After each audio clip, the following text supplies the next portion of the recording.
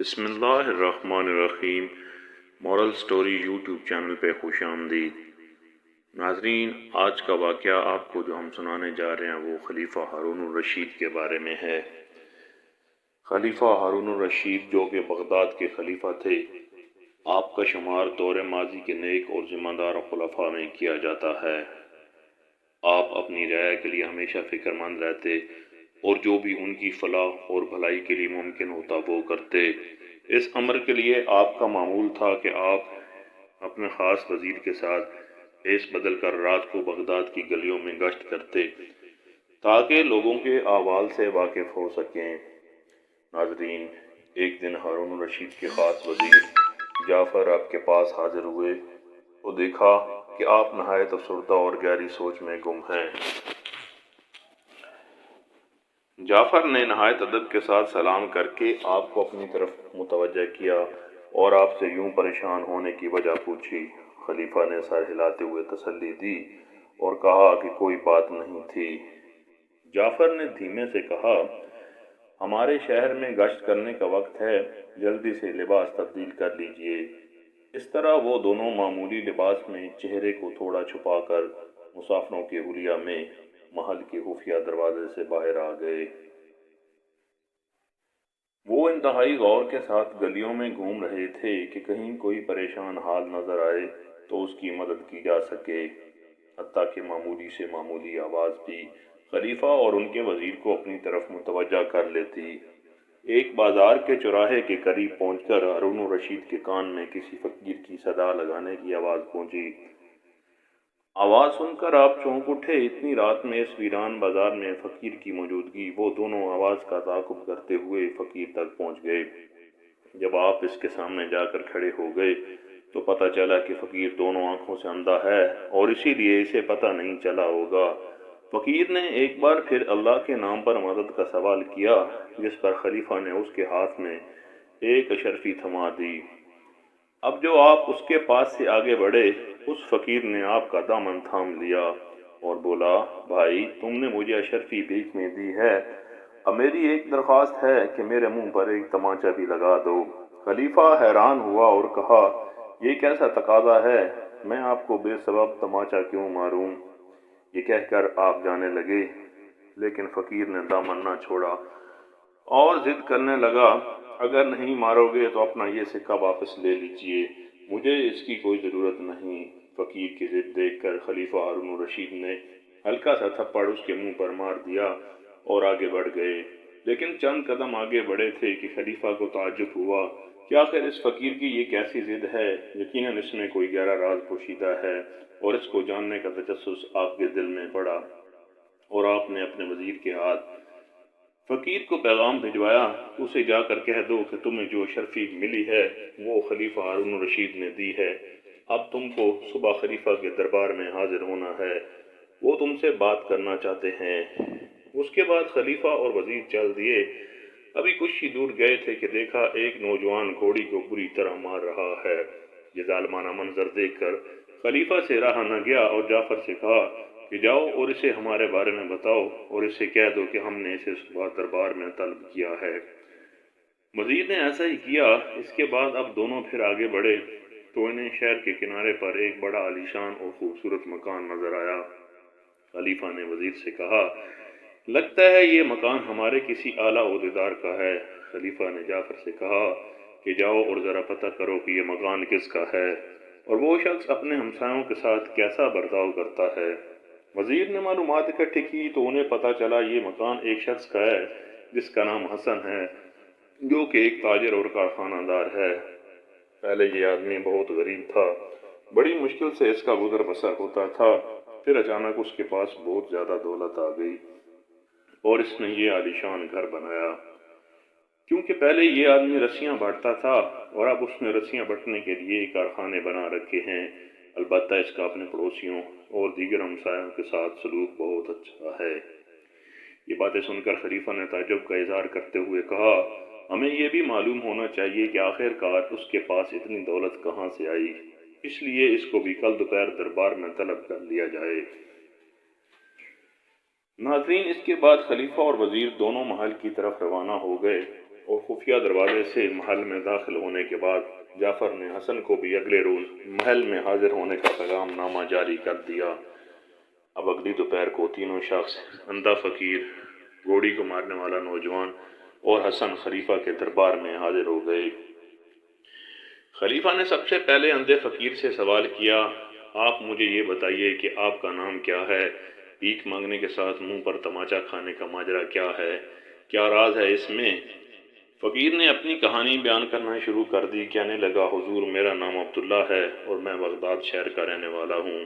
میرے والد نے بڑی محنت کر کے میرے لیے بہت سا پیسہ جمع کیا، پھر ان کا انتقال ہو گیا اور میں نے سب جمع پونجی عیش کی زندگی گزارنے میں ختم کر دی۔ اس کے بعد میرے حالات بدتر ہونا شروع ہو گئے۔ میری بیوی نے کہا کہ آپ مویشی پال لیں اور ان کی تجارت شروع کر دیں۔ اس طرح میں نے 2 اونٹ خریدے، ان کا خوب خیال رکھا اور ان پر دوسرے شہر سے لوگوں کا تجارت کا مال لانے اور لے جانے کا کام شروع کر دیا۔ جو کچھ ملتا اسے جمع کرتا اور مزید اونٹ خرید لیتا تھا۔ حضور اس طرح جلد ہی میرے پاس 40 اونٹ جمع ہو گئے اور ایک روز ایک تاجر کا مال بصرہ شہر میں فروخت کر کے بغداد واپس آ رہا تھا کہ مجھے رات ہو گئی۔ میں نے اونٹوں کے پیر باندھے اور انہیں گھاس کے نزدیک چھوڑ دیا کہ وہ بھی کچھ کھا لیں۔ میں خود آگ جلا کر بیٹھ گیا اور اپنے لیے کھانا بنا لیا۔ ابھی میں کھانا بنا ہی رہا تھا کہ ایک مسافر آگ کی روشنی دیکھ کر میرے قریب آ گیا۔ حلیہ دیکھ کر وہ کوئی درویش معلوم ہوتا تھا۔ اس نے مجھ سے کچھ دیر آگ کے پاس بیٹھنے کی اجازت مانگی، جو میں نے اسے دے دی۔ اب وہ میرے پاس بیٹھ گیا، میں نے اسے اپنے ساتھ کھانے میں شریک کیا۔ اس کے بعد ہم کچھ گفتگو کرنے لگے۔ اس نے مجھے بتایا کہ قریب کی پہاڑیوں میں ایک بہت بڑا خزانہ ہے، اگر اس میں سے تم کچھ صرف اپنے آدھے اونٹوں پر لاد دو تو بھی خزانہ اتنا ہے کہ تمہاری 7 نسلیں آرام کی زندگی گزار سکتی ہیں۔ حضور اس کی بات سن کر مجھے لالچ آیا اور میں نے اس سے کہا کہ مجھے وہ جگہ دکھا دو۔ اس درویش نے ایک شرط رکھی کہ میں اپنے 40 اونٹوں میں سے 20 اونٹ اسے دے دوں گا۔ میں نے لالچ کے مارے فوراً اس کی شرط منظور کر لی۔ چنانچہ صبح ہوتے ہی وہ مجھے درہ نما جگہ پر لے گیا۔ وہ پہاڑوں کے درمیان گھاٹی سی تھی، وہاں صرف پہاڑ ہی پہاڑ تھے اور کچھ دکھائی نہیں دے رہا تھا۔ لیکن وہاں پہنچ کر اس نے لکڑیاں جمع کر کے آگ جلائی اور اس آگ کے پاس بیٹھ کر کچھ پڑھنے لگا۔ وہ کیا بول رہا تھا مجھے کچھ سنائی نہیں دیا۔ اس کے بعد اس نے اپنی جیب سے ایک ڈبیا نکال کر اس میں سے کچھ پاؤڈر سا آگ میں ڈالا اور اس کے بعد اٹھ کر ایک دوسری جگہ پر چلا گیا۔ میں کیا دیکھتا ہوں کہ اس مٹی کے نیچے ایک عالیشان دروازہ نمودار ہوا۔ پھر اس درویش نے مجھ سے کہا کہ اس دروازے کو کھولو۔ ہم وہ دروازہ کھول کر اندر داخل ہو گئے۔ ہم نے دیکھا کہ وہاں سونے کے انبار لگے تھے، اتنا خزانہ تھا کہ انہیں بیان نہیں کر سکتا۔ میں نے اپنے 20 اونٹوں پر خوب سونا لادا، لیکن اس درویش نے وہاں سے کچھ نہ لیا اور مجھے کام کرنے دیا۔ اپنے 20 اونٹ سونے جواہرات سے لادنے کے بعد ہم وہاں سے باہر آ گئے۔ اس درویش نے وہ دروازہ واپس بند کر دیا اور شرط کے مطابق 20 خالی اونٹوں کو لے کر دوسری طرف روانہ ہو گیا اور میں اپنے لدے ہوئے اونٹ لے کر بغداد کی جانب چل دیا۔ اب میں کچھ ہی دور آیا ہوں گا کہ مجھے میرے اونٹوں کا خیال آیا۔ میں نے سوچا کہ وہ تو درویش ہے، جب اس نے خزانے میں سے کچھ نہ لیا تو اسے 20 اونٹوں کی کیا ضرورت ہے۔ میں جلدی سے اپنے گھوڑے پر سوار ہو کر اس کی جانب لپکا اور جلد ہی اس کے پاس پہنچ گیا۔ میں نے بڑے میٹھے انداز میں اسے جا کر کہا، اے بابا، آپ تو ترک دنیا ہیں، آپ کو 20 اونٹوں کی کیا ضرورت ہے؟ میں نے ایک عمر گزاری ہے اونٹ پالنے میں، آپ کہاں ان کا خیال رکھ پائیں گے؟ ایسا کریں 5 اونٹ مجھے واپس کر دیں۔ اس درویش نے بنا کچھ بولے 5 اونٹ میرے حوالے کر دیے اور میں انہیں لے کر چلا آیا۔ لیکن اس کی خاموشی نے میرا لالچ اور بھی بڑھا دیا اور میں نے سوچا کہ یقیناً اسے میری بات درست لگی ہوگی، اس لیے اس نے بنا کچھ بولے مجھے اونٹ واپس کر دیے۔ اب میں نے سوچا کہ مزید 5 اونٹ لے کر آتا ہوں اور ایک بار پھر اس کی طرف روانہ ہو گیا اور جا کر اسے پھر وہی کہا، جناب مجھے لگتا ہے کہ 15 اونٹ بھی آپ پر بوجھ بن جائیں گے، کیوں نہ میں 5 اونٹ مزید اپنے ساتھ لے جاؤں، آپ کہاں پریشان ہوں گے؟ اس نے اس بار بھی بغیر کسی بات چیت کے مجھے 5 اونٹ واپس کر دیے۔ میں انہیں لے کر واپس آ گیا، لیکن میرا لالچ کہ میں اب بھی باز نہ آیا اور ایک بار پھر اس کے پاس گیا اور ایسی ہی میٹھی میٹھی باتیں کر کے میں نے اس سے سارے اونٹ واپس لے لیے۔ اب وہ ایک بار پھر خالی ہاتھ تھا۔ جیسے ہی وہ جانے لگا میری بدبختی کہ مجھے میرے لالچ نے ایک بار پھر اکسایا اور مجھے خیال آیا کہ اس کے پاس چاندی کی جو ڈبی ہے وہ بھی لے لوں، بھلا اس درویش کو اس کی کیا ضرورت ہے۔ میں نے ایک دم پلٹ کر اس سے وہ ڈبی بھی مانگ لی، لیکن اس نے مجھے وہ ڈبی دینے سے انکار کر دیا۔ اس کے انکار نے مجھے تشویش میں ڈال دیا کہ یقیناً اس میں کوئی ایسی چیز ہے جو بہت قیمتی ہے، اور میں اس سے وہ لینے پر اصرار کرنے لگا، لیکن وہ مسلسل منع کرتا رہا، حتیٰ کہ میں نے اپنا خنجر نکال لیا اور اسے قتل کرنے کا ارادہ کر لیا اور اس پر حملہ کر دیا۔ وہ کہنے لگا، اسے لے لو، اور اس نے وہ چاندی کی ڈبیاں میرے حوالے کر دی تو میں نے اس سے پوچھا اس میں کیا ہے۔ وہ درویش بولا، اس میں خاص قسم کا سرما ہے جسے تم اگر اپنی دائیں آنکھ میں لگاؤ گے تو تمہیں زمین کے نیچے پوشیدہ خزانے نظر آنے لگیں گے۔ یہ سن کر میں نے اس سے کہا کہ میری دائیں آنکھ میں سرما لگا دو۔ اس نے ایسا ہی کیا۔ جوں ہی سرما لگا مجھے ہر جگہ زمین کے نیچے چھپے خزانے نظر آنے لگے۔ میں بہت خوش ہوا۔ پھر میں نے سوچا کہ اگر میں اسے اپنی بائیں آنکھ میں بھی لگا لوں تو مجھے اور بھی خزانے دکھائی دیں گے، اور میں نے اس سے کہا کہ اب تم یہ سرما میری بائیں آنکھ میں لگا دو۔ وہ درویش بولا، اسے کبھی اپنی بائیں آنکھ میں مت لگانا ورنہ نقصان اٹھاؤ گے۔ اس کی یہ بات سن کر میں نے سوچا کہ ضرور اس میں کوئی بڑا فائدہ ہے اور یہ درویش مجھے اس سے محروم رکھنا چاہتا ہے۔ میں نے زبردستی اسے کہا کہ میری بائیں آنکھ میں سرما لگا دو۔ وہ درویش بولا کہ تم یاد رکھنا کہ تم خود مجھے ایسا کرنے کا کہہ رہے ہو، جو بھی نقصان ہوا تم مجھے اس کا گنہگار نہیں ٹھہراؤ گے۔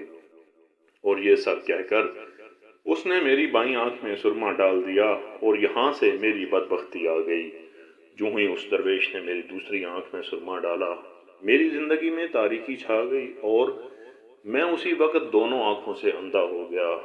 میں بہت چیخا چلایا اور اس کی منتیں کی کہ مجھ سے سب کچھ لے لو لیکن میری آنکھیں مجھے واپس کر دو، لیکن وہ بولا، اب میں کچھ نہیں کر سکتا، میں نے پہلے ہی تم کو خبردار کر دیا تھا۔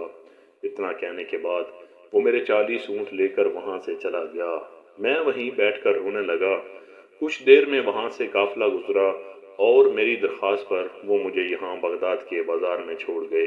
میں اپنے گھر نہیں لوٹا اور یہیں بھیک مانگ کر اپنا گزارا کرتا ہوں، اور اپنے آپ کو سزا دینے کے لیے ہر بھیک دینے والے سے اپنے منہ پر تماچا مارنے کا کہتا ہوں۔ بس حضور، یہی میری دکھ بھری داستان ہے۔ امید ہے ناظرین یہ ویڈیو آپ کو پسند آئی ہوگی۔ جزاک اللہ۔ اگر یہ ویڈیو آپ کو پسند آئے تو ضرور لائک اور شیئر کریں۔